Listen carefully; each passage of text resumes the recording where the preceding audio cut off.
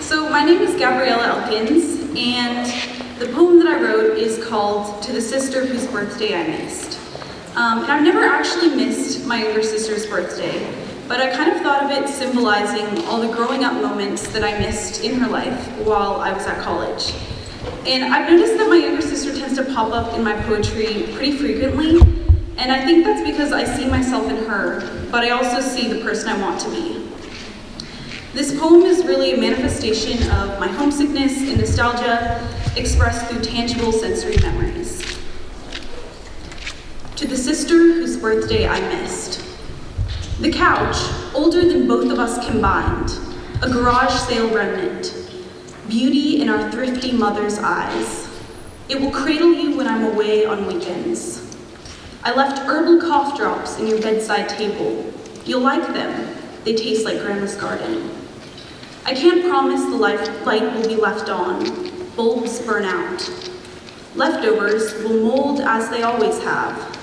Zuppa Toscana never tastes as good the second day. The cream curdles and the oil congeals. Someday, I'll make you fresh veal scallopini, great-grandfather Lupo's recipe. Close your eyes. Do you remember the tender cutlets, the savory mushrooms?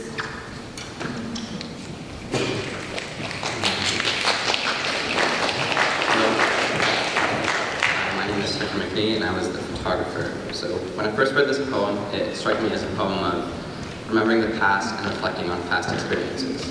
This poem has a lot of intricate details, and I really wanted to capture that aspect in my picture. So the photograph has all the ingredients for Zuppa Toscana, which was briefly mentioned in the poem. I chose to focus on this element because it stood out to me the most. I wanted it to be arranged in an artful way to kind of capture how I feel about how the poem was arranged, and the antique frame serves to represent the past, which I feel that this poem reflects on the past quite a bit.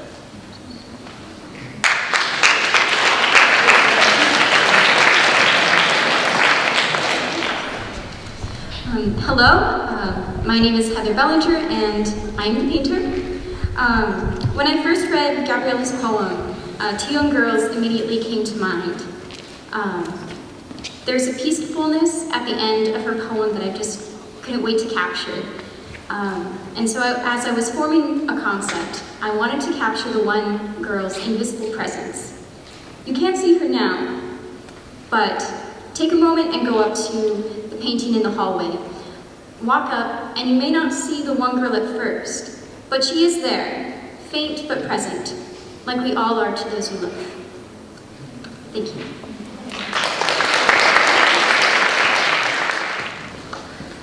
Hello everyone, my name is Abigail, and this poem was inspired when Dr. Tennant asked our class to do some research on Corban University being a tuberculosis hospital. In the classifieds of the Daily Capital Journal, circa 1919-1920, next to the extensive black and white ad, never shrink, wash dress skirts, squat 4 lines. Wanted.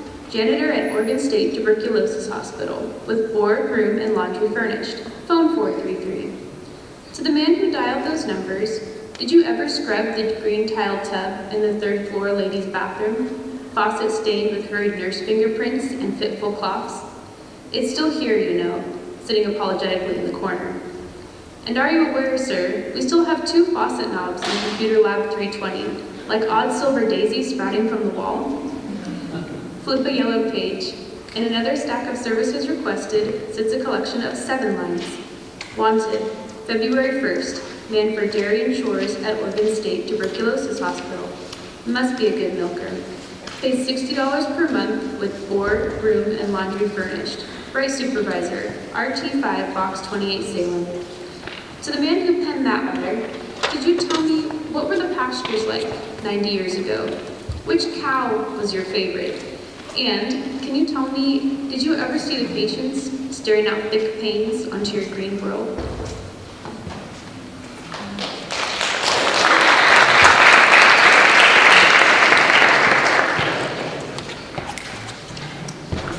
So for my picture, I first heard Abigail's poem when she read it at chapel, and I was just so touched by how reminiscent it was. and how she was just genuinely curious of the people's lives who had previously been on our campus. And so I wanted to capture that curiosity, and so that's why you see the reflection there in the mirror. And there's a wall there, though, separating that from the green tile tub in the 3rd floor ladies' bathroom. Because ultimately, we might be curious about the people and what they used to do here, but we're never going to fully understand and know what their life was like on Corbin's campus before it was Corbin.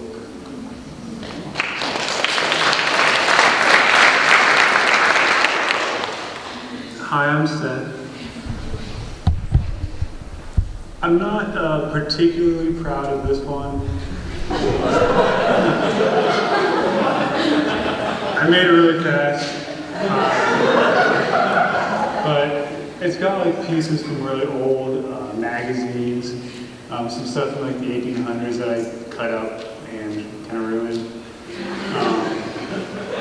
It's interesting if you read the words, like there's kind of a meaning there, but like the words inside the words. But aesthetically, it's just kind of interesting.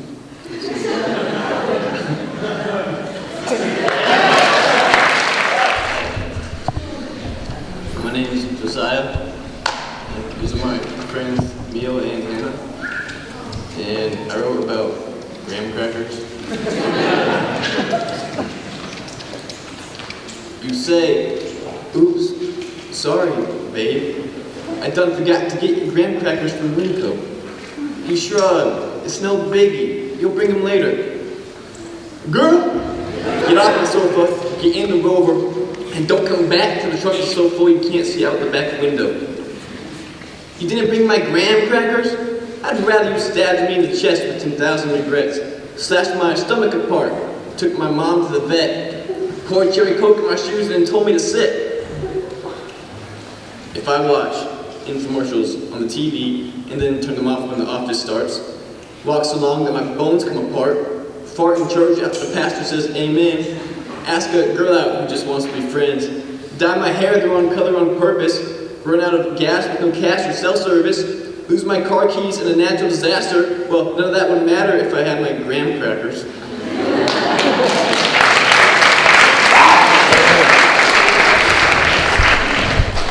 So like Josiah said, my name is Mio, and I was the photographer for this poem. The first time I heard this poem, I thought it was an aggressive expression of an appreciation for graham crackers. I was right.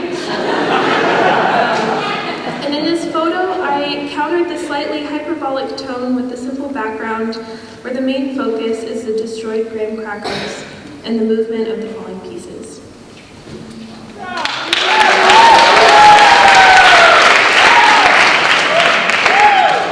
Hi, I'm Hannah. So I heard Josiah read this in chapel, and I was very much inspired by that reading of the poem where Josiah was wearing a cowboy hat. And so I kind of took that and ran with it. But yes, also this is a very serious cowboy, and he's missing his graham crackers.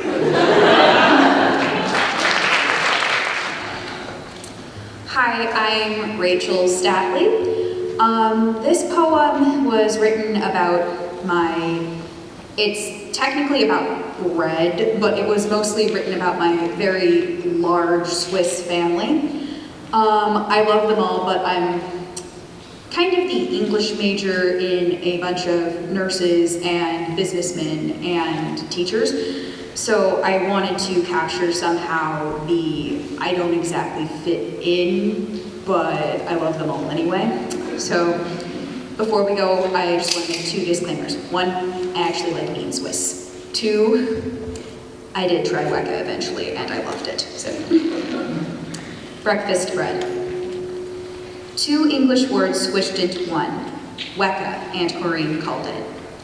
I thought it was as weird as Dad's German slang. Maybe real, but probably not. I resisted my first taste as much as Dad's beckoning "Dutz mir Gavin," his shot "Was in der Welt?" and his slightly more questionable expletives. Everyone else liked it, all 400 of my cousins, as different from me as a horse is from a flea. Perhaps this gives life to my resistance. I don't care that it's grandma's recipe. I don't care that I love bread. I won't eat the Weka. It sounds like a pagan religion.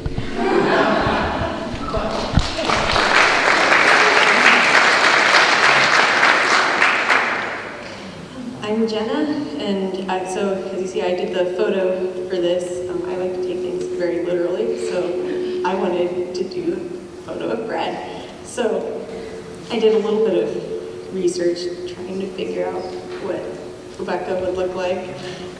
I don't think it turned out anything at all like Weka is in Rachel's family, but this is a photo of a kind of Swiss bread, Zopf or challah, depending on who you talk to.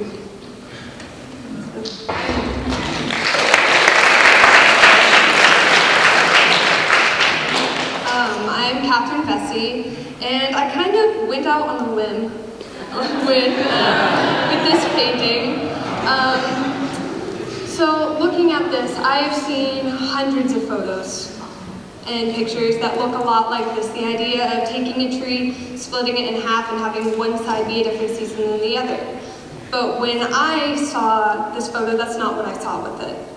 I saw a tree representing a family tree, and this family tree being really rooted in their culture. On one side, it's daytime and it's full of leaves and really flourishing, which for me signified the hundreds and hundreds of cousins and just a very big family. And on the other side, it's just kind of being empty. But at the same time, the left side is way different than the right, which means she wanted to kind of branch out and kind of go her own way and be separate than her family. So that was what I did. You guys probably figured this out, but I'm not Anya. But I will be reading her poem. My husband's dog, a runt, a wire-tailed terrier that resembles a bilby and an opossum having offspring. You flaunt that awful pink Christmas sweater he bought. You bit me right after I rescued you from being trampled by a horse. Then you defecated in my bedroom. Only my bedroom, twice. Topped it off with vomit and pee. He adores your petite appearance. Your legs resemble chicken wing bones covered in white fuzz mold you call hair. Gurgle, gurgle, crack. That's the sound you make. Your Dumbo ears are too big for your 12-inch body. Your black button eyes watch everyone. While I watch you, Stella, I don't like what I see.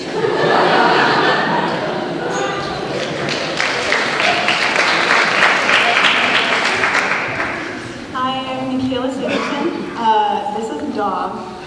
It's a wire terrier, like described in the poem, wearing a dog dress, I guess you would call that. So in that sense, it is just technically not exactly what you hear in the poem, but to signify the high regard that the husband has for his dog, possibly over his wife. He's doing the whole Simba thing, holding her up like the dog queen that she is. And I think she's pretty cute. I don't think that she is as disgusting as she is in the poem. But yes, that is the dog. And Brianna's not here, but I will take a stab at this is a dog in a pink shirt that has pooped and peed and vomited on a nice clean carpet.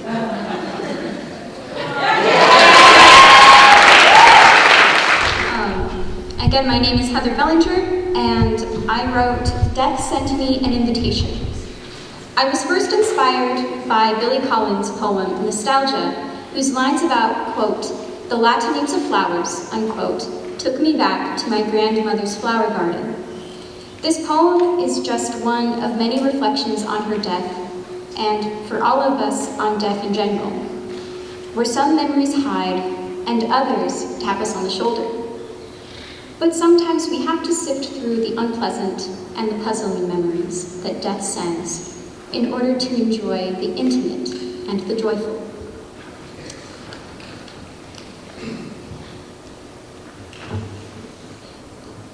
Death sent me an invitation, after Billy Collins.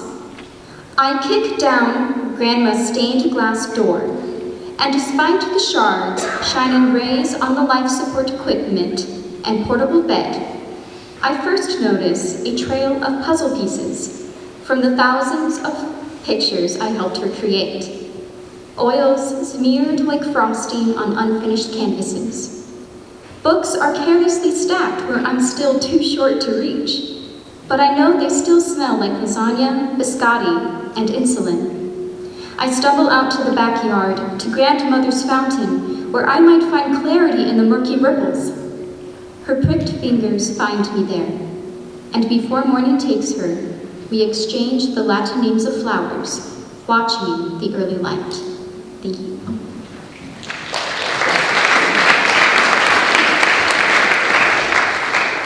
Hi guys, my name is Alyssa. So as with any of the Fusion Art Show photos I've taken, this is my third one. The concept at the beginning was much more complex than what it ended up being. So when I realized that I wasn't going to be able to do the parchment paper invitation with a fancy calligraphy signature and wind-strewn hair and rain and also puzzle pieces in a tornado kind of spiral, I don't know. I decided to go with this. And so the meaning of this, I was really inspired by the title specifically. Death sent me an invitation. That's just very intriguing. But the most recent time Death sent me an invitation was when I got a text message that my basketball coach passed away last winter. That's the significance of the phone, and it wasn't sudden, I wasn't surprised, but I just remember sitting, looking out a window, my hands on my face, just kind of reveling in all the memories that we had.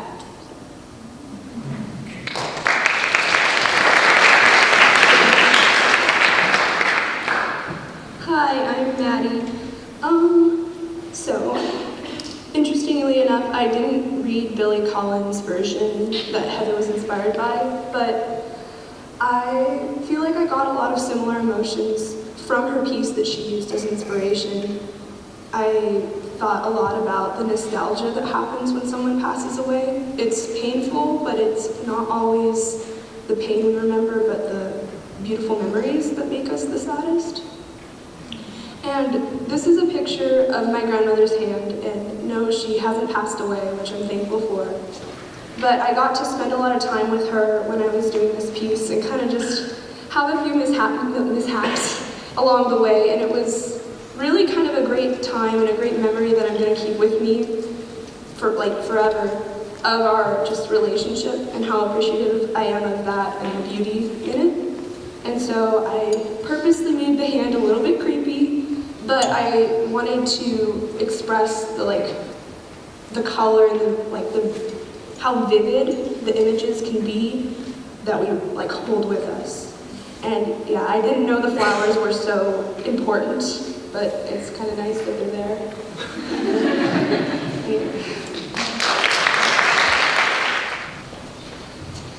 Hi, my name is Olivia, and I wrote a poem called Red Chuck Taylors. I used to look down at my hands and yours, our fingers laced like the graying strings on the old Chuck Taylors I stole from the back of my mother's closet. Those are the real things, she stated proudly, as I pulled them from the section of her wardrobe I had labeled the 80s. I never would have thought I wore anything of my mother's, but things change. I wore those Converse for as long as I could, until those old gray strings snapped.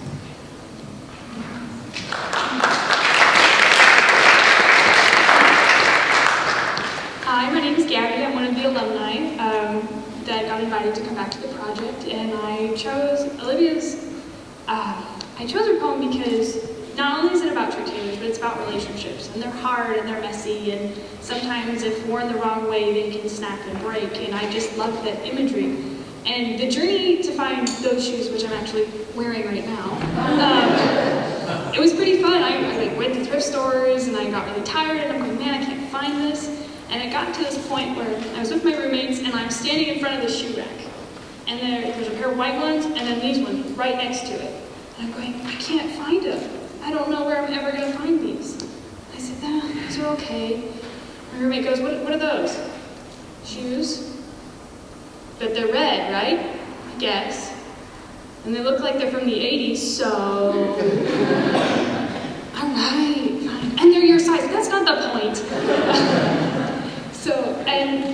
So this was actually shot in our apartment, and another element I really loved is that it's about shoots, but it's also about relationships. And so the sunlight coming in the blinds that morning kind of brought home that here comes the writer, the plot A and the plot B of the poem, bringing them together, but also keeping them separate.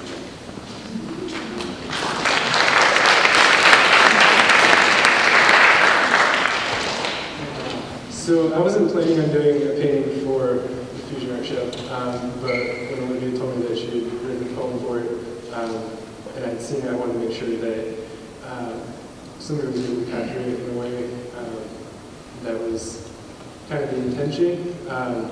And kind of similarly to Seth, I kind of go back and forth on whether I like this or not.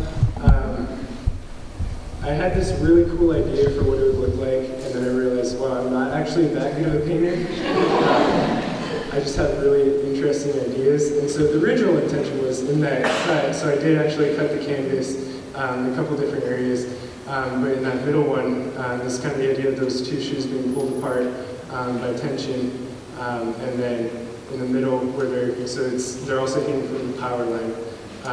And then in the middle where that cut is, I was hoping to be able to paint two hands coming apart, but I tried to do it and I was like, wow, that looks terrible.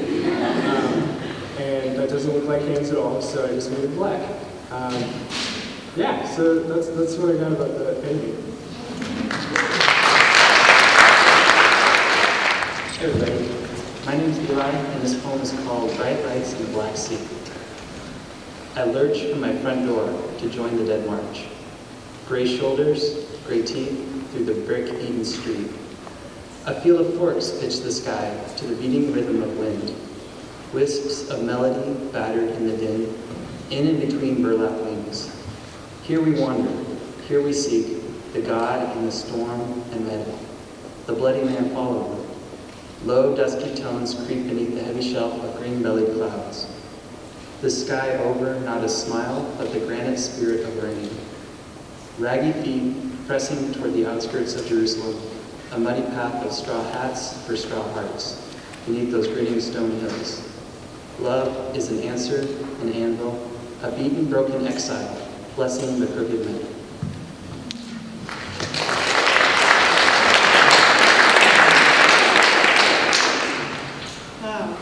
My name is Rachel Pointer, and I did the photograph for this poem. I have to say, the more time I spent with this poem, the more I fell in love with it, and I've been waiting for months to hear Eli read that out loud, and it was worth it.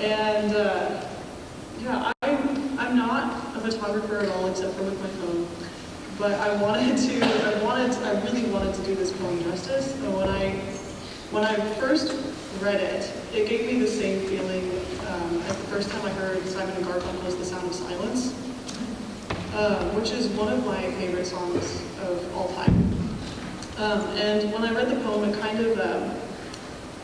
of reminded me of this idea of you're going through life and it's, like you said, the Dead March, and you're not really sure why you're doing it, or you know that something's wrong. And it's that feeling of just, I'm struggling for words, the mundane, but also the trek and the trudging and the keep moving forward. And so I I got my model Heather to sort of do sort of a journeyman aesthetic, and I have her wearing a straw hat. And I don't think I realized this at the time, but I chose to take the picture up at the top of Corbin. Some of you may recognize where this is, but it's where all those piles of dirt and debris are. And I chose that kind of for personal reasons. Like I said, I don't think I realized at the time, but that place has been a place where I personally have struggled with God, struggled with doubt, struggled with a lot of things, but also found moments of just intense hope and intense longing for God and intense just rejuvenation in my soul. And the end of this poem is that. After that, a lot of that, I'm rambling, I'm sorry, but a lot of that dreary imagery and the mixing of the tones and the musical imagery, the last couple lines are so hopeful and that's why I have the stone, like the beaten anvil, is front and center there, as well as the clouds. I chose that picture because there's that light that we're looking towards, and that's the hope.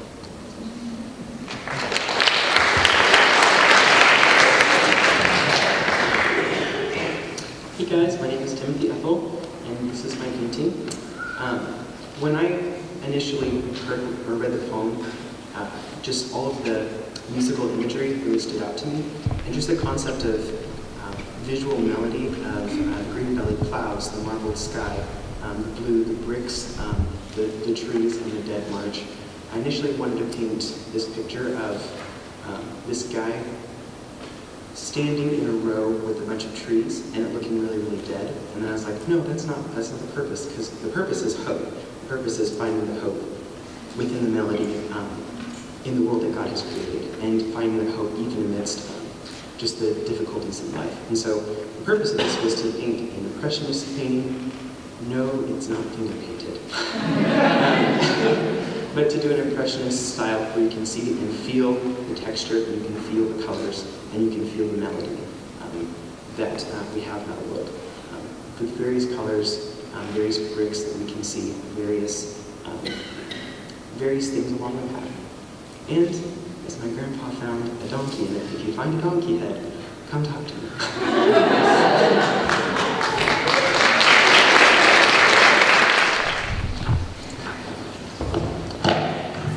My name is Andrea Pressel.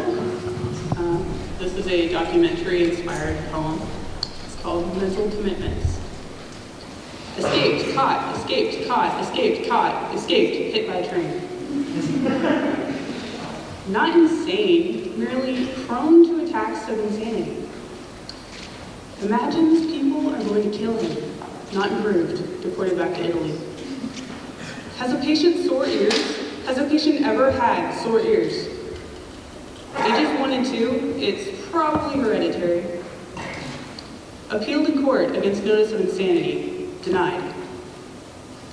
Panics about religion. Family seems a trifle peculiar. He believes he should be after the Nazis. 1941, no military service. Threw a fruit jar through neighbor's window. Released her, she's valuable to the war effort. They were in Finland. They were not. There are marks on the unmarked floor. Accused the police of prosecuting her for fabricated crimes. She was going to be kidnapped and dumped on an abandoned island. Nerves, and in parentheses, too much husband.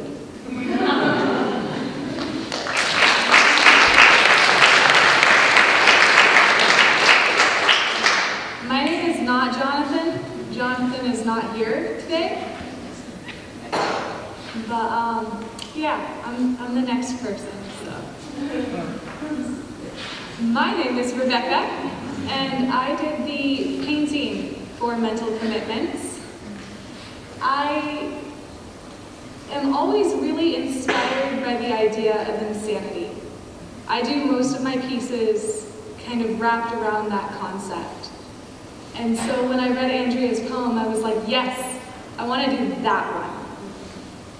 And I kind of delayed on spending as much time as I wanted to do on it. Spent a lot less than I should have. And a lot of it is done in chalk, not paint. But you can see in the background there's the Star of David because he panics about religion. His eyes are stressed out and there's bags hanging underneath them as he kind of stares into the foggy air. There's this red paint or blood mixture, you're not really sure, kind of just smeared into the background with a handprint. And because I really liked the random part about him throwing a fruit jar through his neighbor's window, I included that as well. So, yeah. Great Monday. She slumped over her caramel cappuccino with 4 shots of espresso and the half-eaten Cliff Bar, hoping no one sees the takeout receipt poking out of her purse. Great Tuesday. He hops off the bus, straight into the puddle, 2 exits too soon. He turns up the volume on his podcast, How to Exceed in Business When You Have No Skills. Great Wednesday. She ducks into the tea shop, the one on Fifth, for apple cider cookies. If she's lucky, she won't notice the number scrawled on her mocha by the creepy barista. Great Thursday. She speeds in brown-heeled boots down the pavement to the nearest bagel shop. Swiss cheese on sesame seed, and maybe some bacon. Someone changes plans on her, again. Not another wannabe Irish pub. Great Friday. He's already 17 minutes late to work, only to bump into the man selling sundials. He grips the tickets to the Jazz Lounge on 22nd, hoping his blue suedes arrive in time. Great Saturday. He scaled the 2nd tallest building today, setting a new record for urban rappelling, only to lose his left shoe, the Schnauzer, around the corner. Great Sunday. Dressed in frills and pearls, she flits down the lane of picket fences and the old men mowing the lawn. Maybe one day we'll ask for her name instead of her denomination. So I chose Natasha Wilson's poem, Greet the Day, because of its beautiful personification and imagery. I love to use personification in my own writings, and so the way that she showed the days intrigued me. How I interpreted her poem was the relatability and realism of the life we live. Sometimes it sucks and sometimes it's beautiful. I found her poem very relatable, and that's how I interpreted it, with just a simple cup of coffee, or in this case tea, and just the relatability of that we can all, relate to. My name's Rachel Thorne. My painting, Monday, was inspired by the first stanza of Natasha's poem. The idea of Monday sitting at a coffee shop, trying to wake up enough to start the week, popped into my head. So I painted her here as an exhausted college student with dark circles under her eyes, drinking her second venti and unable to focus on the final draft of her paper, which is technically overdue. Thank you. My name is Holly Buchanan, and I graduated from Corbin last year. I have the immense pleasure in participating once again in the Fusion Artship as an alumni. As both a scholar and writer of poetry, I often think about questions of artistic influence and originality. Questions, of course, that philosophers and literary critics have been wrestling with for centuries. This poem came directly out of that thinking. Last semester, I studied 20th century poet Frank O'Hara, who attended Harvard and spent a lot of time on the banks of the Charles River, which runs through the Harvard campus, and also happens to run alongside Boston University, where I am currently a graduate student. The final line of my poem I stole directly from Frank O'Hara, from a poem similarly about the reading and writing of poetry. And there is also a nod to T.S. Eliot's Prufrock, another poet whose influence I can never quite escape. I will never be Frank O'Hara, lounging restlessly on the bank of the Charles, nor was I meant to be, watching fetid leaves, so many distorted stars, unmake themselves across brick and asphalt. Holding my own empty palms, I learned to fill them again. One day, I will be tall enough to reach the pigeons, the spiders, the prayers, still among the arching gothic. For now, I wear poetry like a cloak, stockpiled, plagiarized, sprouted, sutured, and graphic. Their and my impossibilities. Thank you. Hello, everyone. Holly is a very dear friend of mine, and so I was honored to be able to be the photographer of the poem. I've always been in awe of her poetry, and I loved her imagery and her language in this poem. And I wanted an image to capture just her mixture of somberness and hope So as I was driving through Tualatin one day, I came upon this building with a big blue wall that was just covered with vines, and as soon as I saw it, I knew that I needed to take a picture of it. So I knew I had to use it for the photo. And the brittle branches of the vines just reminded me of fall and fetid leaves, and the way they were reaching and extending out and up the entire building reminded me of the speaker, and thinking of how she will one day be tall enough to reach. And when I got closer to the wall, I saw these vines were covered with tiny little white flowers, and those reminded me of the stars that Holly mentions in her poem. And so I thought that image sort of captured what she was talking about in her poem. And our photographer isn't here, but she did a lovely job.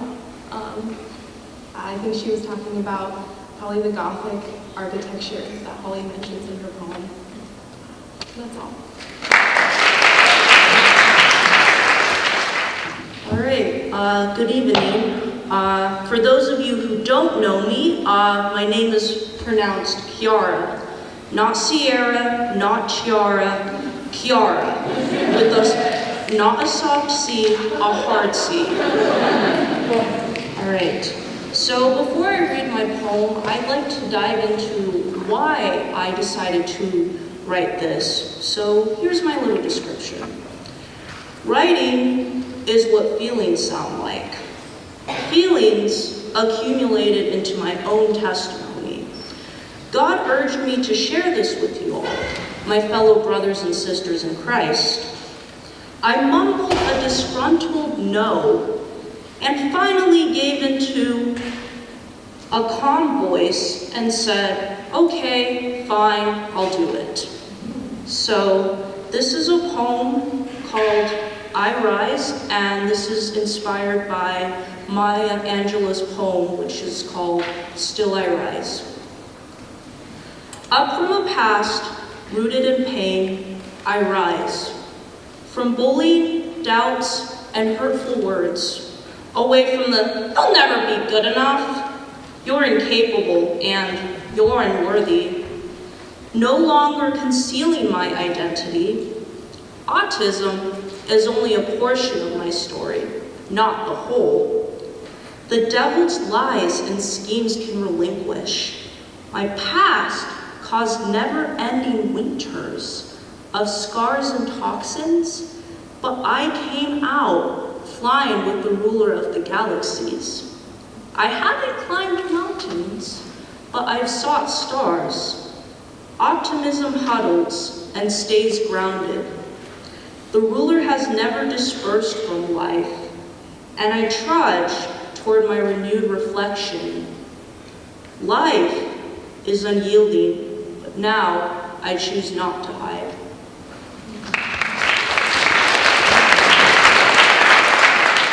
So I did the painting, so I focused with a palm tree.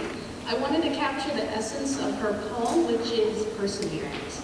So the way I wanted to capture that, with also wanting to stay light and positive, is with a palm tree, because it represents the whole thing about victory and triumph. And so in the painting, I wanted to have the palm tree as the focus, but not so much so that you can look more towards it.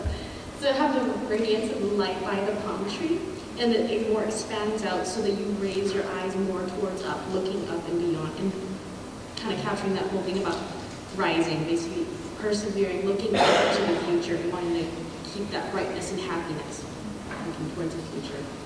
And so that was how I interpreted her poem.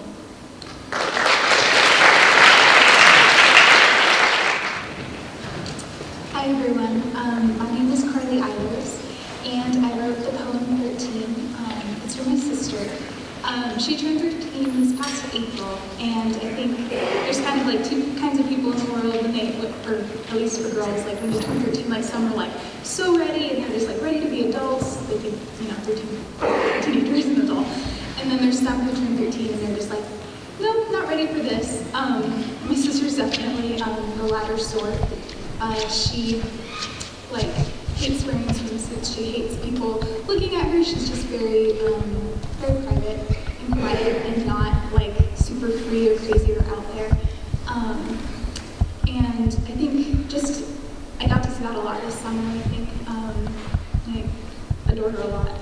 But in that, like, I saw a lot of how we often view ourselves like as children of God, and how we try to like control certain aspects of our life and control how people see us or how God sees us, because it's safer and it's easier and it's more secure than actually like living freely in the identity that we've been given in Christ. So this is 13. Admiring the passing world, the crossed hazel eyes that straighten behind a pair of thick bifocals. Scared to bare her doorknob knees or her shoulders, already hard from carrying babies on Sundays. Swimsuits were out of the question. Hair always parted down the middle, legalistic, plastered on either side with 2 black clips. Her hair is something she can control, but her father chuckles because it's the color of sunlight.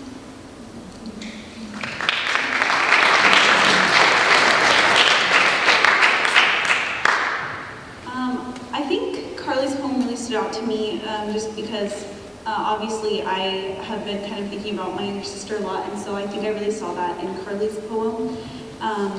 But really, when I first heard the poem, I remember the image of a girl with these 2 black clips in her hair really standing out to me, just very vividly. And the fact that they're followed up by the word legalistic was so surprising to me. I've never heard hair described as legalistic. So I think that's why I decided to kind of have a religious undertone to this photograph. I actually took it in the prayer chapel and had my model, Catherine, hold a cross in her hands. So I think with this photo, I really wanted to capture the implicit religious undertones of the poem, but also capture some of the more overt details as well.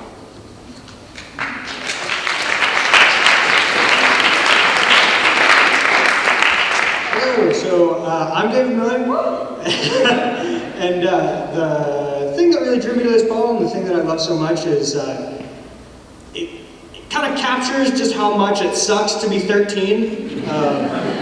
My little sister is my favorite person in the world. I love her so much, and she's 16 now, but for the last several years she's dealt with anxiety, and she is rock star. But she I was basically discussing this poem with her. I was telling her about it, how it reminds me of her, even though she's nothing like the girl in the poem. And I was like, I don't know why this resonates with me so much. And my sister is way smarter than me, so this is completely attributed to her. But she basically said, it's because when you're 13, people start telling you that this nice little world that everybody's been like showing you have no control over.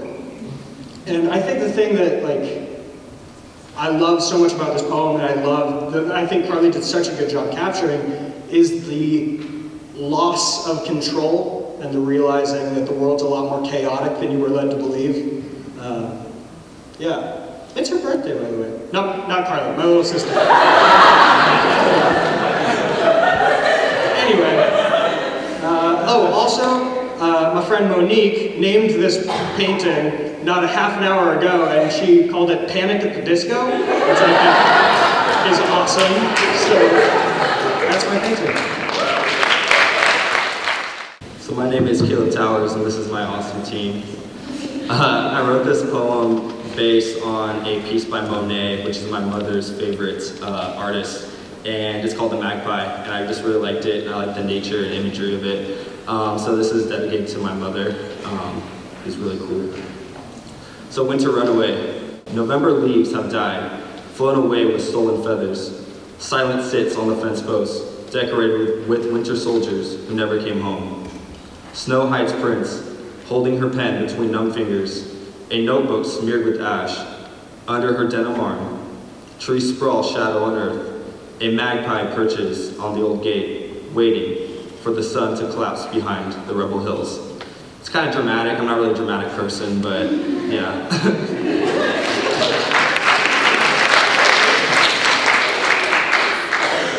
After reading this poem, I kind of get like this quiet, calm vibe, actually. Not too dramatic, It's good. This is my backyard after it snowed, and I felt like this kind of fits the poem. Yep.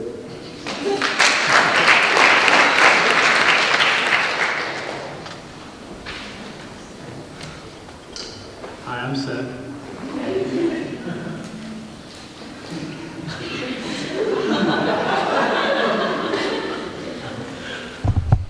It's mid-November, maybe early November, right around that transition when it moves from autumn to winter. Not severely cold, but chilly for sure. I'm driving around the back roads, that direction, Turner, Staten, maybe that road that goes under 22 and then leads to that waterfall place. I'm probably with my friend Wesley, possibly with a girl, preferably with a girl, but probably with Wesley. The sun has just set, but there's still some diffuse light coming up over hills and trees and lighting some of those higher clouds. And the song Fragments of Time by Daft Punk is playing.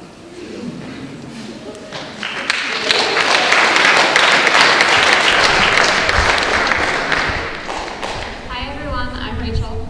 I'm going to paint that.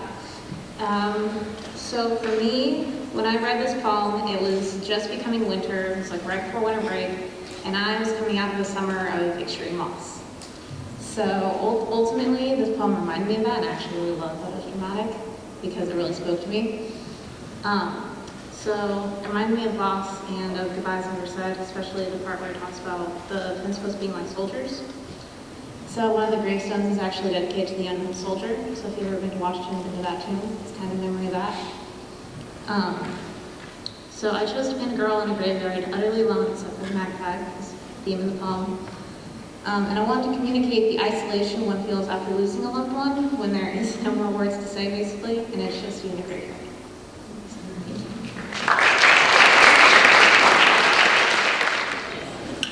Well, I'm Katie Garvin. In case you're wondering, the cloak has no symbolic significance. I'm just trying to bring back cloaks into fashion. And let's find the right. Aha. So this poem pretty much came about because we were told to write a rant about something, and I had already ranted about shoes, which yes, I'm wearing, and I'm kind of ashamed by that, but oh well. And so I decided to write a rant about dessert because I know how to bake, and so when I eat dessert that was not baked by a person, but was baked by a bakery, which yes, I know technically was baked by a person in a bakery, but just bear with me. All right. There is a very different taste to home-baked something versus you bought it from the grocery store. So this is called Excuse Me, Mr. Grocery Store Bakery Man.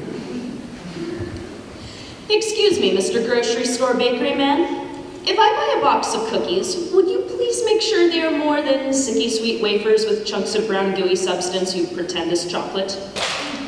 If I buy donuts someone has recommended, can they taste like more than balloon bread dipped in corn syrup and filled with 1 tablespoon of jelly mixed with 3/4 cups of artificial sugar?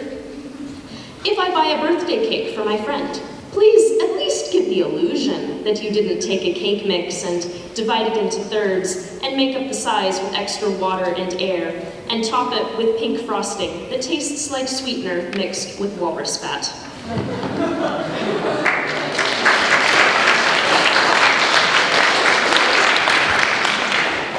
Hello, I am Marissa, one of the alumni as well. And so I did 2 different baking excursions for this photograph. One was with my mom doing Christmas cookies, and the other one was by myself in the apartment, just trying to make the most disgusting looking cookies possible. My roommate decided that they weren't fit to be seen. So we went out of Christmas cookies. Kind of contrasting what, like, even though it looks a little bit chaotic, it's still, you know, you can tell that there's heart and soul into it, versus when it just is too perfect that you know it's not okay. And then, unfortunately, our painter was not able to be here today. But take a moment and see how wonderful it is.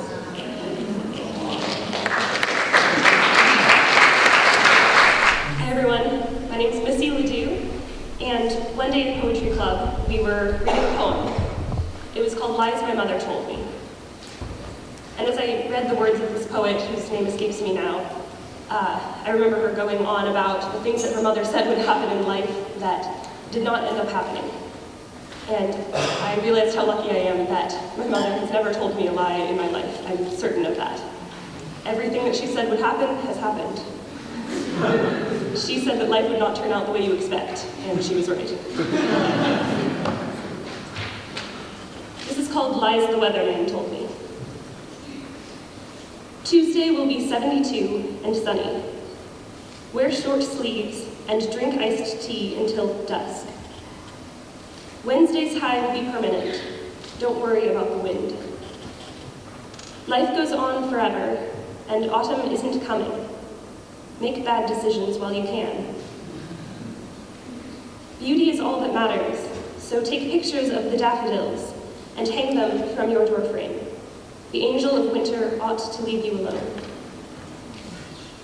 Ignore all schoolwork, because God is good, and brings snow days to those who believe.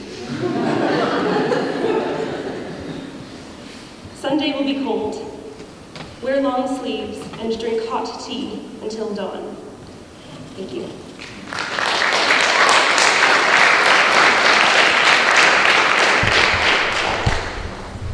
Hi, I'm Keelan Cienfuegos.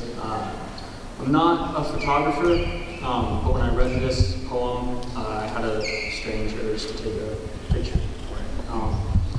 I'm also very bad at explaining myself and being concise, and I've been spending the past hour or so trying to figure out why I took this picture,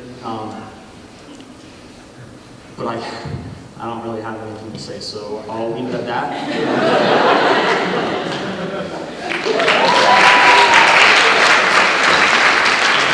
Hi, I'm Bella Hoisel, and I created that, promise.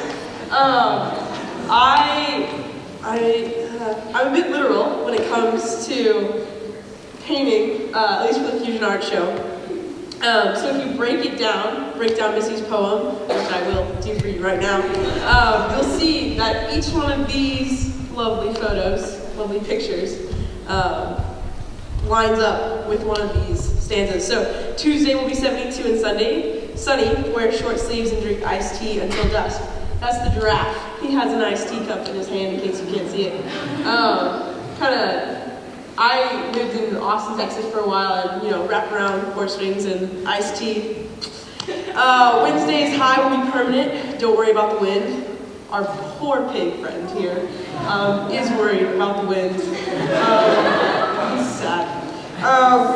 Life goes on forever and autumn isn't coming. Make bad decisions while you can. The fish made a bad decision and he's frozen in ice. It's also a little crooked, just to really take home that it was a bad decision. Beauty is all that matters, so take pictures of the daffodils and hang them from your doorframe. The angel of winter ought to leave you alone. That's our bear friend taking pictures of the daffodils. That one's the most straightforward one, probably. Ignore all schoolwork, because God is good and brings snow days to those who believe. Except us at Cortland, but it's okay. But that one right there, with the snowman and it's a fox. Fox. I skate around on the pond, backpack forgotten. And then the last one, Sunday will be cold, wear long sleeves and drink hot tea until dawn. Is our elephant friend, and he has a cup of hot tea. And elephants are Missy's favorite animal, and she loves tea, so it kind of just went together too, because it was her poem. So, My name is Hannah, and this poem is inspired from my childhood, and it's just kind of little pieces I took. while I was growing up, and it's called Snapshots. I saw my thoughts in the sky one day by the window in my living room.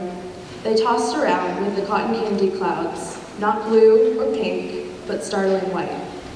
Just like the color of my mother's smile when I told her, hey, I got into college, before she dropped her book on the semi-mopped kitchen floor. Beside the cupboard with the creaky hinges, I captured my childhood in a mason bell jar and placed it on the very top, beside the green olives that nobody liked. In my half-written journal, I wrote my life and story in smudgy black ink, right alongside all the other memories, the ones that never gave up, and stuck to me like blackberry juice in the middle of August.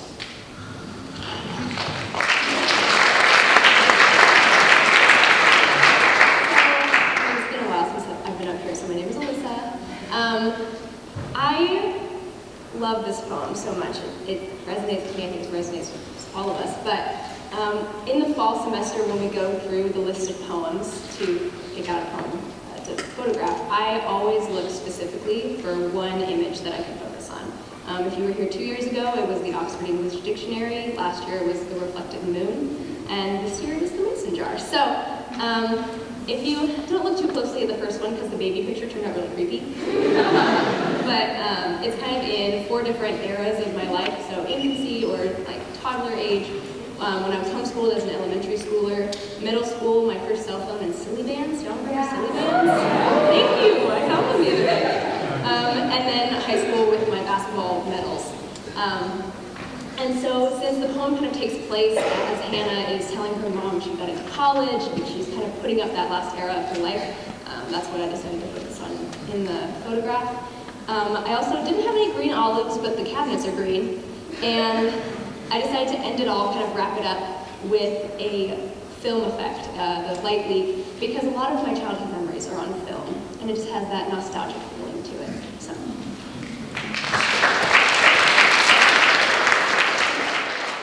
Hi again, guys. It's me, Abigail.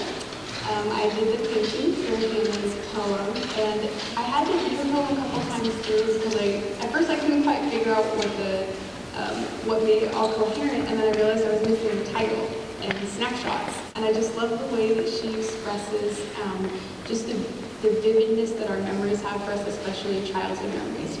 So while I was reading it, some of the main elements that stood out, similar to Alyssa, were the mason jars. And then I just had this image. She described a window, she described a white cloud, and I wanted childhood memories coming out of the mason jars, kind of going up into the stratosphere, and kind of this atmospheric way to represent kind of what memories do to us. The whole painting is mixed media, so it's acrylic paint, and then the individual elements, the cabinet, the window, even the background of the window, the individual clouds are all pages of old books. That's just a fun fact. One other thing something that's always bugged me about art is that it's often just a one-person deal, which is why I love the Art Fusion show so much, because it brings community to art. But I want to take that one step further, and I was thinking about how to do that, and I came up with the idea to take childhood memories from people that I knew and put them into the painting. And so that's what scrawled on the individual little clouds are childhood memories from family members of mine. And it's not super legible, so I just wanted to read you guys a couple of my favorite ones.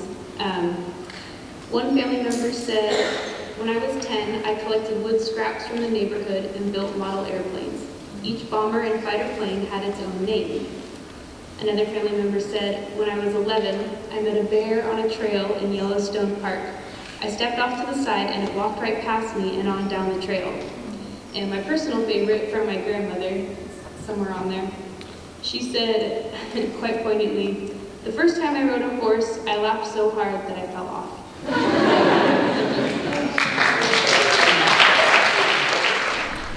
It doesn't rain in Oregon. The girl in red sneakers knows this, head propped skyward, umbrella tight in hand.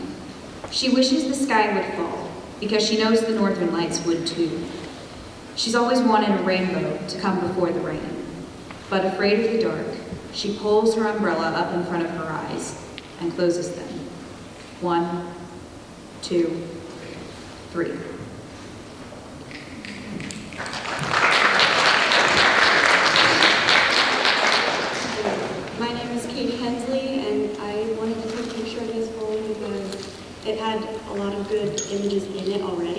So just like the red sneakers and the umbrella.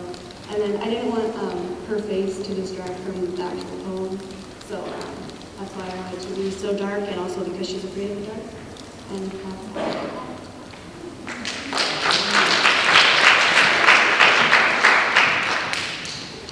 I'm Jessalyn Poole, and I painted this interpretation of a poem.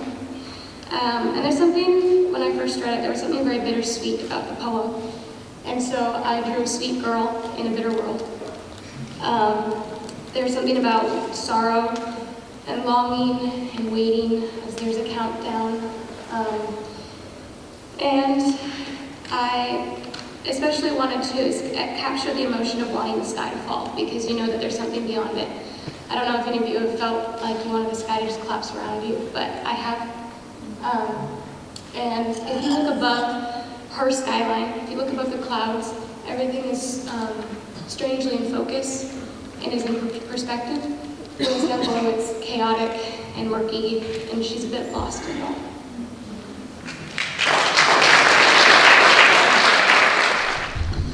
How you doing? My name is Chris Martin, and I'm from Los Angeles, California, like LA, like not far from LA, but like actual LA. So, you know how people ask, are you from LA? Well, they're really from like Riverside, but they say LA. So. This poem was inspired. This is actually my first time writing things down, like as far as poetry. So shout out to Dr. Tania, you know, she opened the side of me I didn't know I had. So I appreciate that. But yeah, this is basically about where I'm from. Yes, it's titled City of Angels. So, City of Angels. No days were sweeter than Sundays. Cadillac cars, convertible tops, sun rays beaming on the nice coated wax of the cars. The city of broken dreams, from athletes to gang members, to single mother homes in Section 8. No way you making it out of here is all we ever hear. Sleeping to the melody of gunshots, but we don't let that discourage us. The Lakers gave us all the hope we ever needed. South Central, Inglewood, Watts. Nobody loves you more than your neighborhood. LA, the city of angels, it can take you anywhere. Thank you.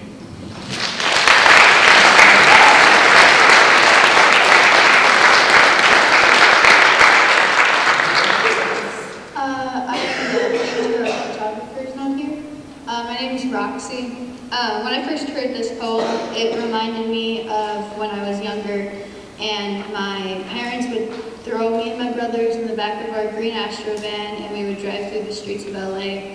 And sitting in the back seat with my brothers, they would point out all the old cars to me. And so when I first heard this, I had a vibrant image of a red Cadillac, and I knew I had to paint it. Thank you. Okay, I'm Jessica. I wrote Innocence, and that's a play on the word innocence. And it's the idea that as we gain our senses, we start to lose innocence. And so I took a few examples from my own childhood, and just things that happened in my family, and put them in a poem. I wish I could make you listen for my brother's first breath, delayed by a cord that robbed his already bankrupt lungs. I wish I could make you smell the damp salt in the air when my sister's body first convulsed on the juice-stained carpet. I wish I could make you see my mother's love drip from her garnet fingertips onto unused infant shoes in the donate bin. I wish I could make you understand why my heart carries more calluses than my blue-collared father's hands.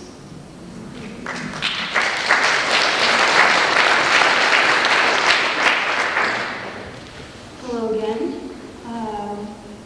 The part of the poem that stuck out to me was the end. That part hit me really personally, that her heart was more calloused in her blue-collared father's hands. It's an all too common story. I think it's pretty clear in this image what's happening. The girl is hurt, and her father has turned his back towards her. He's essentially neglected her. And I thought about having the image literally depict exactly what was said in the poem, where he's a blue-collar worker and he works in construction. but I chose to have them dressed in the stereotypical church attire to show that there's brokenness in the church.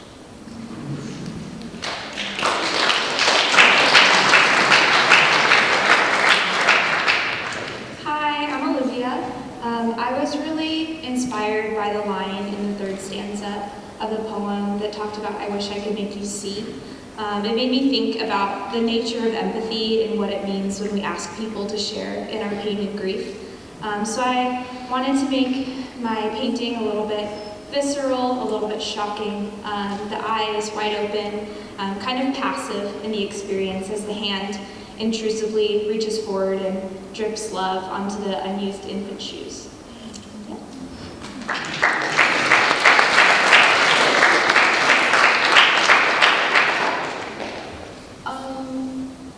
Well, I really like this poem because like it hurt me really bad. I was like, wow.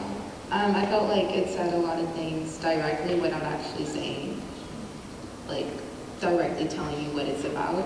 And so what I saw was like, basically like there was a child that sadly was not, you know, given life, and it just kind of resonated with me because I'm like, you know, why are we like able to live, but he would like as God just kind of like, you know, it's like I felt like he kind of gave them a false sense of hope, you know, but it's also just kind of like, you know, like they went home, the child went home, so I painted like, I don't know if you guys can really tell, but those are small feet walking and climbing the skies into heaven.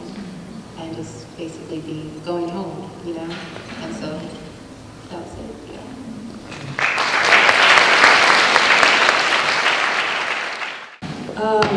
So my name is Zelina Sue.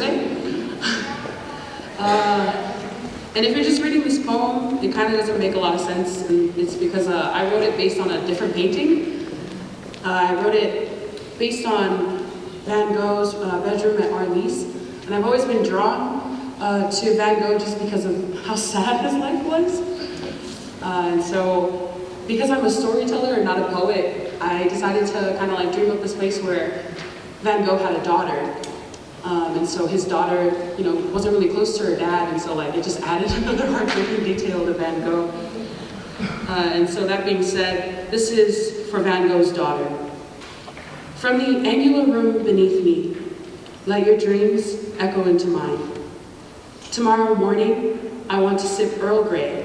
With the shock of vanilla, you'll sneak into my cup. I'll introduce you to the haughty cherry blossoms peeking into your room. Noah himself would be impressed with my housekeeping. I'll claw the cobwebs from the closet, sweep nightmares from underneath the bed. I'll fluff pillows, the way your mother taught me. A pitcher of water on your nightstand, because you hated the creaking kitchen floors. But no matter how long I gaze out this window, your face never appears on the other side. I calm my twitching fingers and plaster the walls with our tales. The walls in the room I prepared for you. I promise I won't let the trees change color until I see you again. Thank you.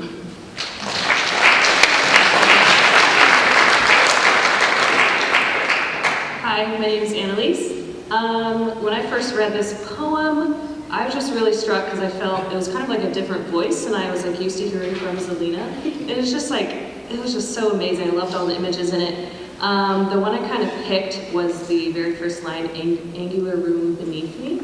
I originally wanted to find like 2 windows in a house with like space between them, but I couldn't find any that would like fit in the lens of my camera. So I found like, I decided to like take almost 2 identical pictures and then kind of stack them upon each other. It's funny that Zelina said that it was kind of like a dream, that she kind of felt like Van Gogh was dreaming, because when I was reading that, it was almost like he's just like imagining his daughter. It's like this idyllic version of his daughter that doesn't actually exist. So just kind of want to like not have a very like sure sense of setting or time. It's just kind of here, they're roughly the same age, you don't really know where they are. Just kind of like a dream of Van Gogh almost, so.